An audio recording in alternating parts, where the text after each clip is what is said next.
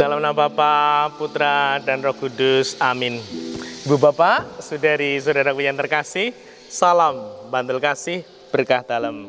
Kembali kita berjumpa dalam Renungan Harian, Kamis 18 Juni 2020. Kita akan mengambil dari Injil Matius bab 6, ayat 7 sampai 15.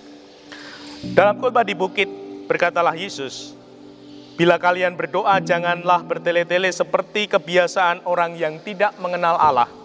Mereka menyangka doanya akan dikabulkan karena banyaknya kata-kata. Jadi janganlah kalian seperti mereka, karena Bapamu tahu apa yang kalian perlukan sebelum kalian minta kepadanya.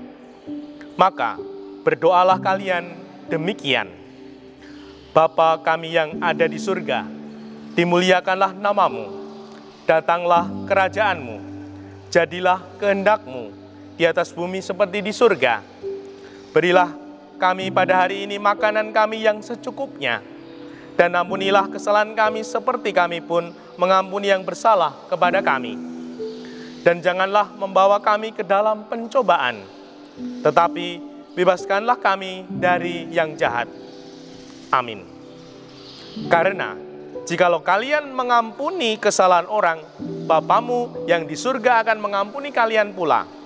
Tetapi jikalau kalian tidak mengampuni orang, Bapamu pun tidak akan mengampuni kesalahanmu."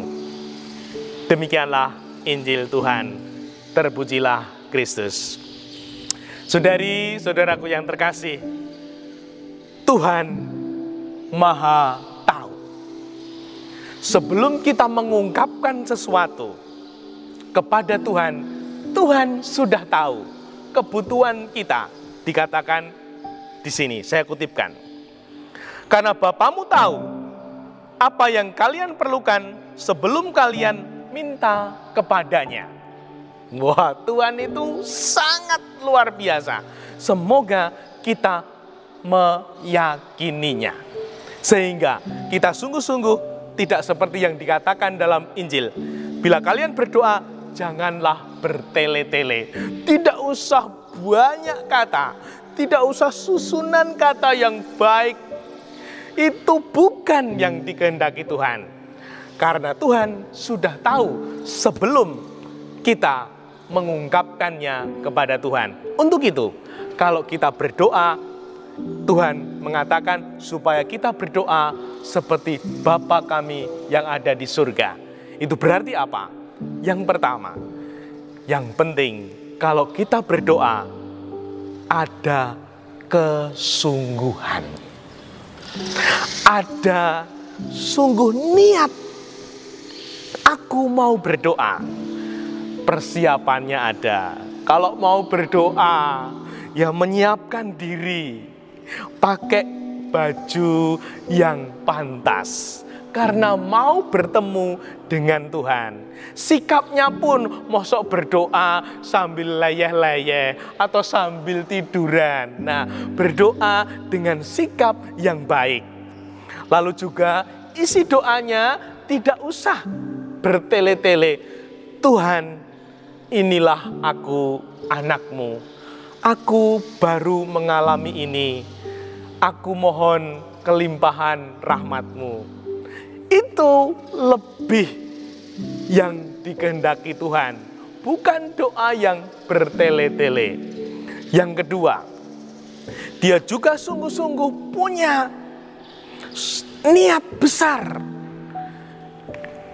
Orang yang punya niat besar itu seringkali dikatakan, diumpamakan, mau berdoa novena 9 kali.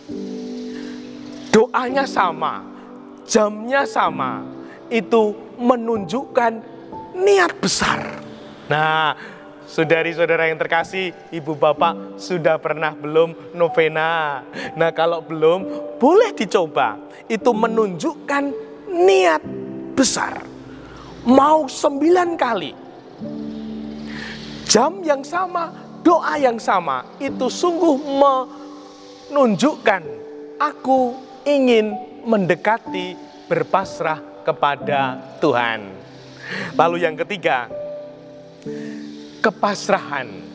Kepasrahan itu sering diumpamakan ora et labora. Itu pasrah yang dikehendaki Tuhan. Berdoa dan bekerja. Berdoa dan berupaya. Berdoa dan berjuang.